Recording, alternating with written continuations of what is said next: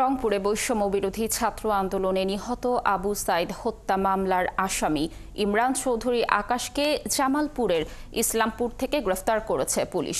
ইসলামপুর থানার ওসি সাইফুল্লাহ সাইফ জানান, গ্রেফতার ইমরান চৌধুরী ছাত্রলীগের বেগম রোকেয়া বিশ্ববিদ্যালয় শাখার যুগ্ম সাধারণ সম্পাদক ও শেখ রাসেল শিশু কিশোর ক্রীড়া চক্রের সভাপতি ছিলেন।